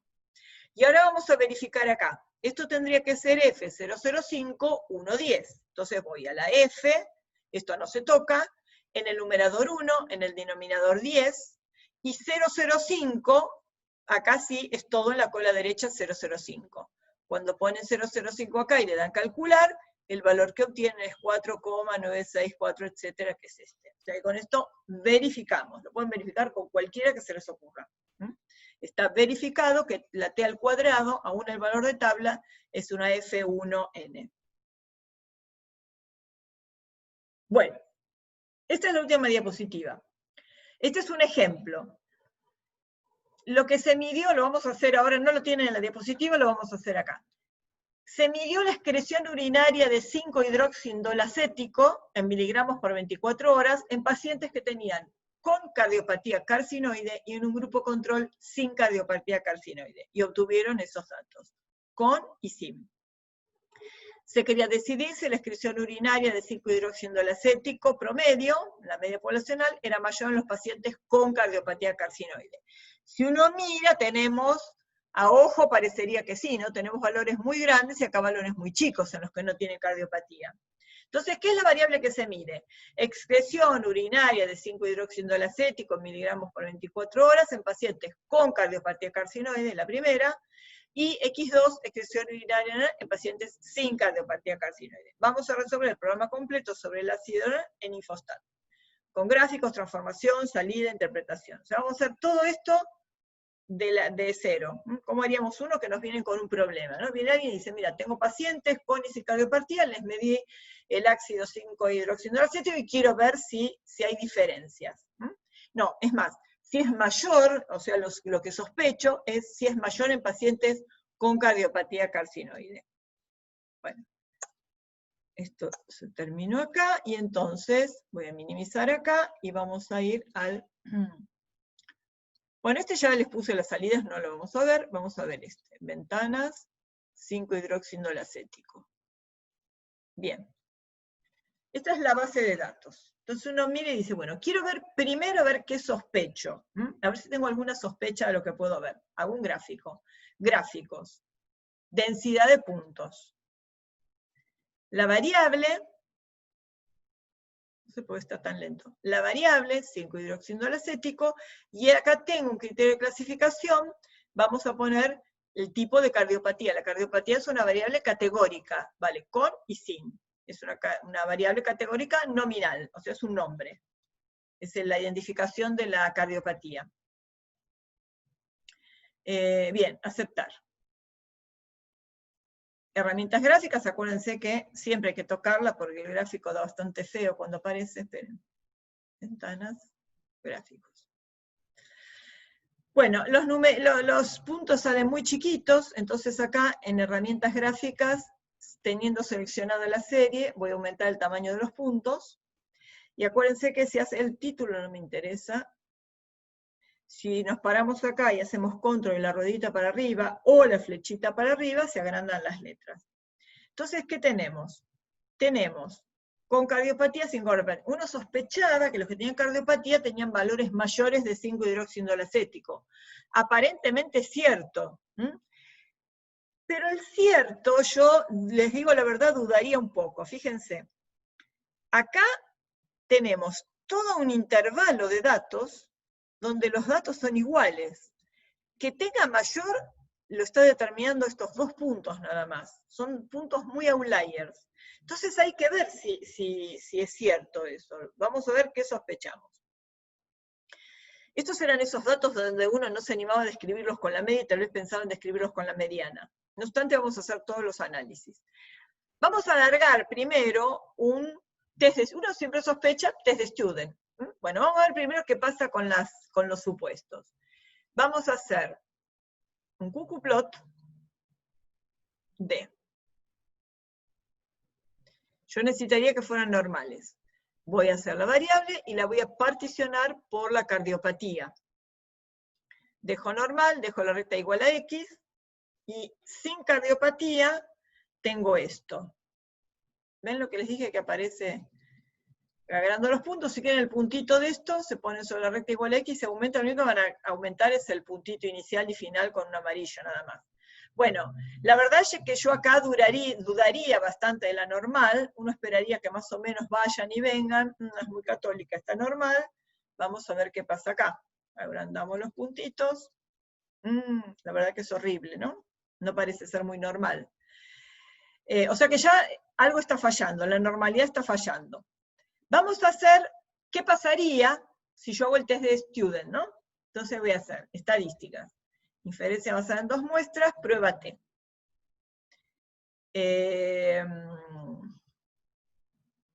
Déjeme pensar, me volé.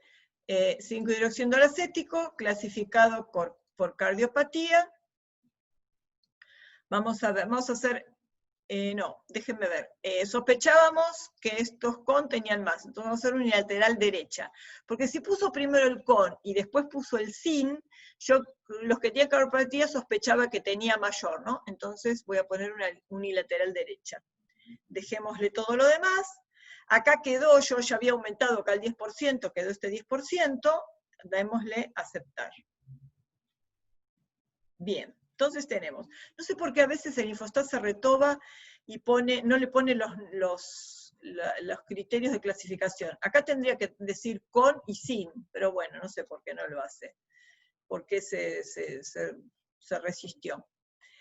¿Qué vemos? Vemos N, 13 y 12, vemos la media, efectivamente en el grupo 1 que era con cardiopatía es mayor que en el 2, vemos una varianza de 200 y pico de mil acá y 71 pico de mil acá, y el P de la homogénea de varianza 0,0604. O sea que ya estoy sospechando. El P-valor dio más chico que 0,10. Y vamos a ver los grados de libertad. Si yo hago 13 más 12 es 25. Menos 2 tendría que ser 23. Bajó a 20 los grados de libertad. Efectivamente era lo que sospechábamos que iba a ser. Porque las varianzas son muy distintas. Tenemos más de un orden de magnitud. Mayor esta, ¿no? 200 y pico mil contra 70.000. O sea que efectivamente nos penalizó y bajó los grados de libertad. Y el P de homogénea de varianza, el P-valor para el test T, 0,0499. Igualmente, dadas las circunstancias, acá directamente ni tendríamos que creerle, porque las variables no eran normales, pero no lo verificamos. Esperen, hicimos solo el cucuplot. Por lo pronto, la homogeneidad de varianzas tampoco se da, porque dio menor que 0,10, y vamos a hacer el test de Shapiro-Wilks, inferencia basada en una muestra, normal. Yo corro porque corro en la vida, pero si quieren alguna pregunta, párenme. ¿Vamos bien? Shapiro-Wilks, la variable, y quiero ver la normalidad para cada grupo de cardiopatía. Particiono por cardiopatía, y le doy a aceptar. Acuérdense que esperamos P-valores grandes, miren los P-valores. 0,01 y acá menor que un centésimo, que se condecía esto con el gráfico. Los cucuplot eran muy feos, o sea que estos P-valores son razonables que sean muy pequeños. Entonces no estamos teniendo normalidad ni homogeneidad de varianzas. Entonces acá viene el criterio que tiene que seguir uno. Vamos al gráfico y miremos. En este gráfico yo veo que esta dispersión es más grande que esta. Había una diferencia en la dispersión. Y ¿quién tenía la media más grande? Los que tenían con cardiopatía. Entonces, fíjense, si yo hago medidas de resumen,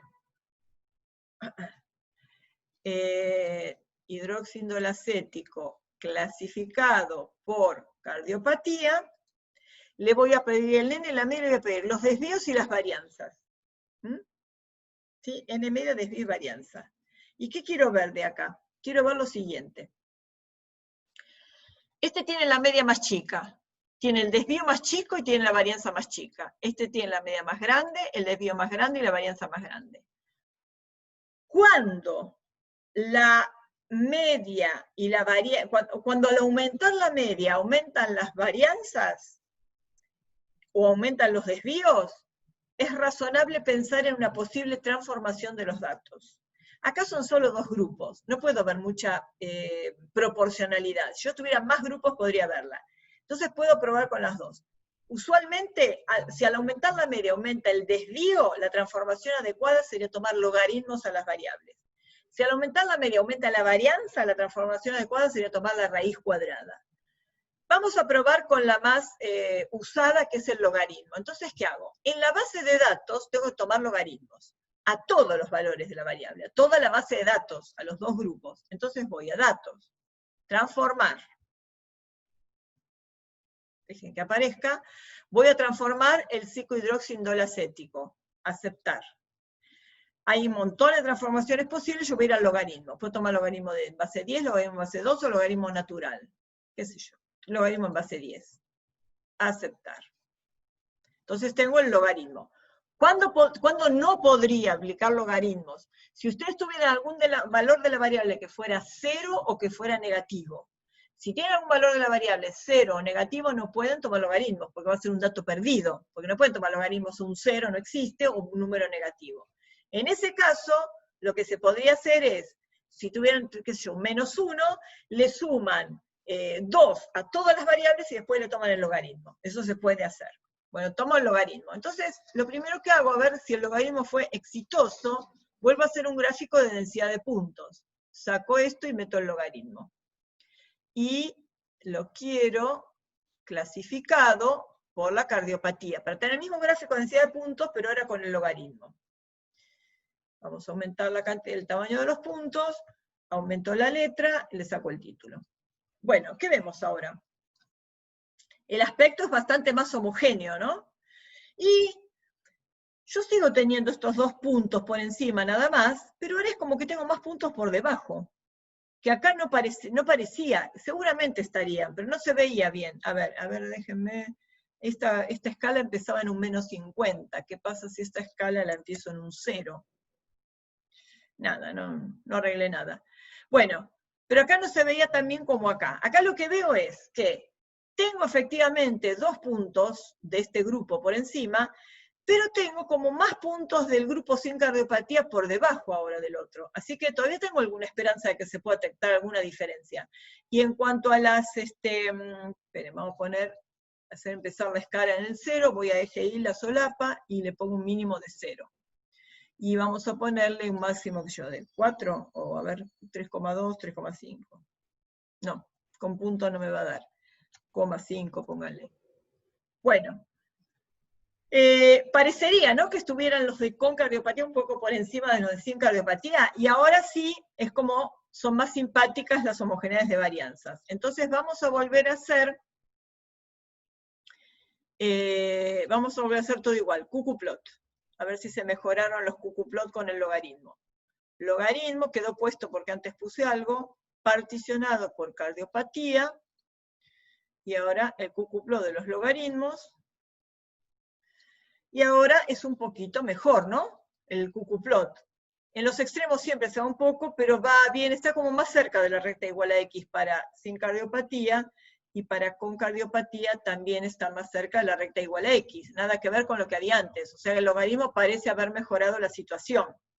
Vamos a ver objetivamente si se mejoró la normalidad. Estadísticas, inferencia basada en una muestra, prueba de normalidad, saco esto, pongo el logaritmo, y acuérdense que hay que particionar, porque la normalidad es para cada variable por separado, ¿no? Si la junto, probablemente no tiene por qué ser normal. Necesito que verifique por separado. Aceptar. Bueno, 0,64, 0,28. Acuérdense lo que daba antes. 0,01 y 0,0052. O sea que la normalidad se mejoró totalmente al tomar logaritmos. Quiere decir que la variable es del logaritmo, la que tengo que poner a prueba.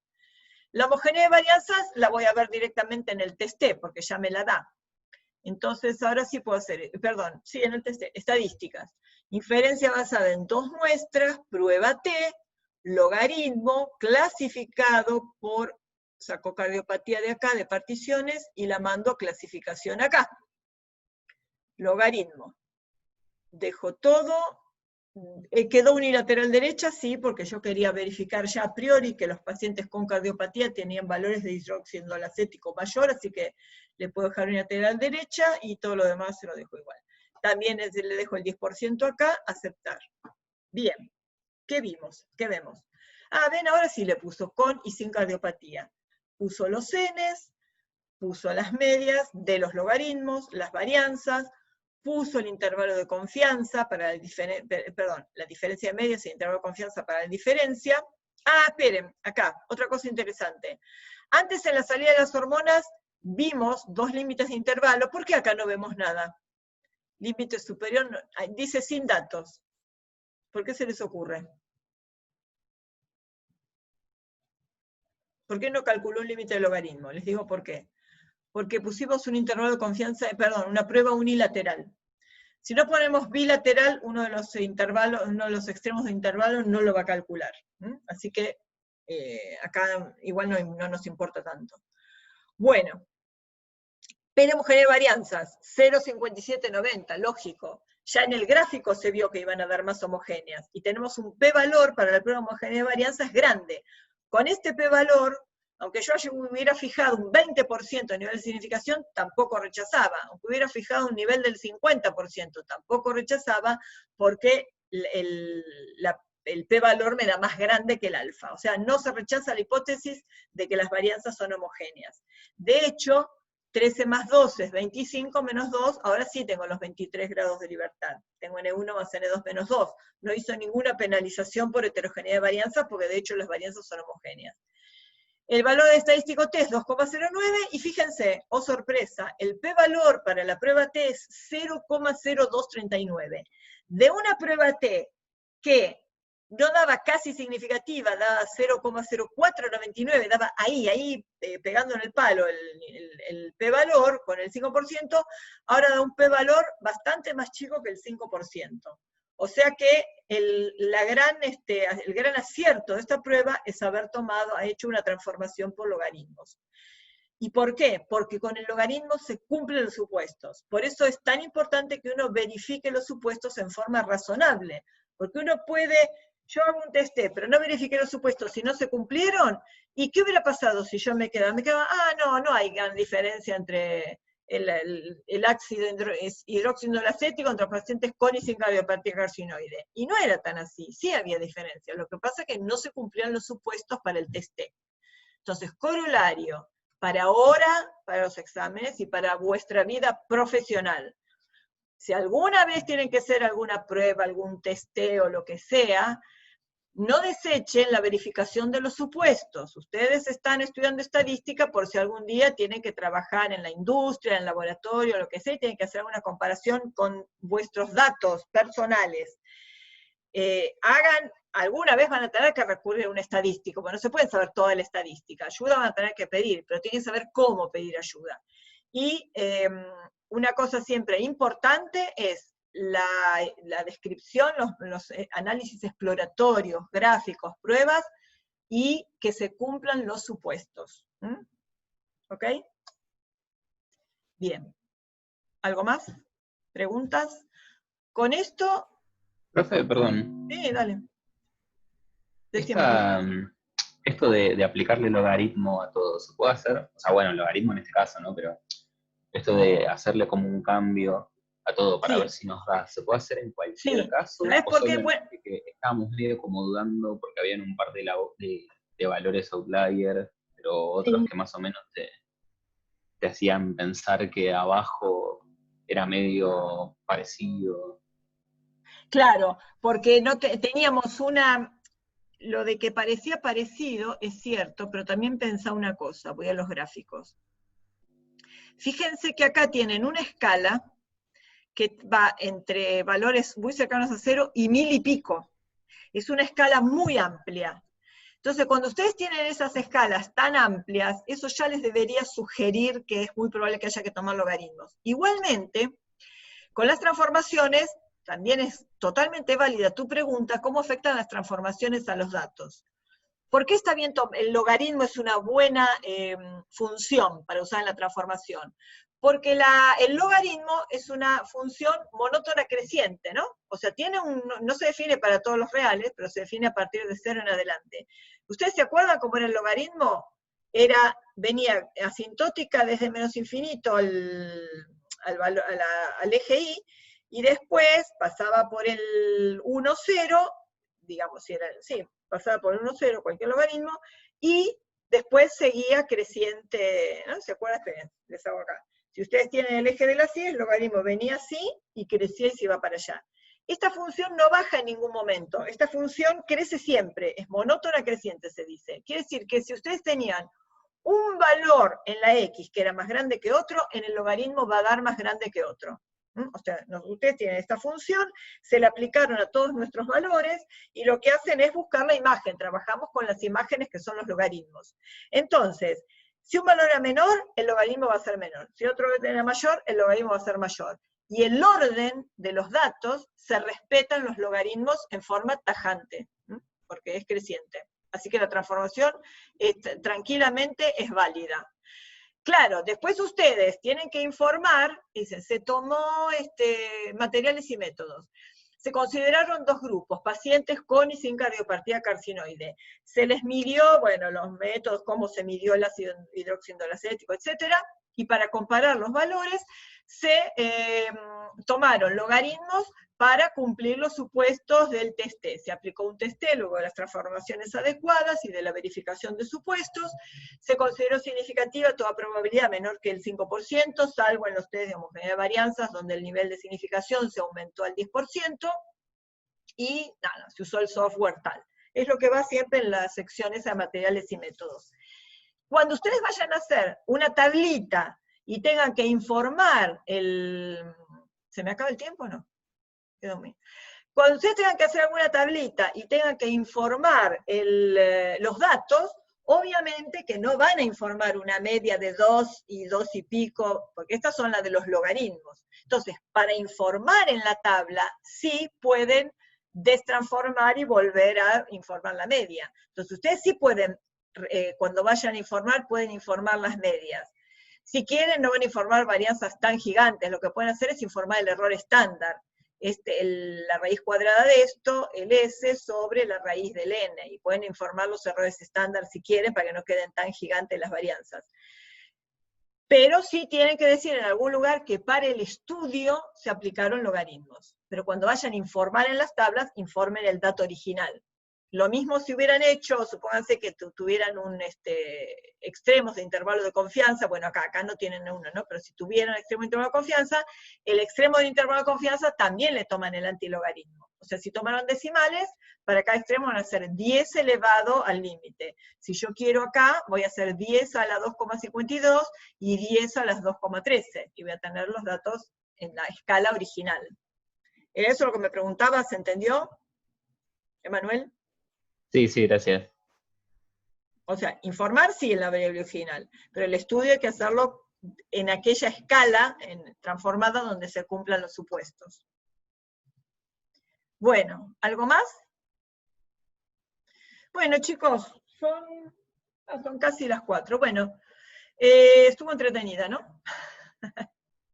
Entonces, nada, suerte con esta semana que van a empezar ya con test de hipótesis. Es muy interesante, traten de tomarle el jugo porque es el tema más importante de toda la estadística, el test de hipótesis. Y nos vemos el martes que viene, si Dios quiere. Cualquier duda que tengan, manden, pregunten al foro. ¿De acuerdo? Suerte con la práctica en la semana, chicos. A ver, esperen. Bueno, bárbaro. Saluditos, chicos. Nos vemos el martes que viene. Que tengan linda semana.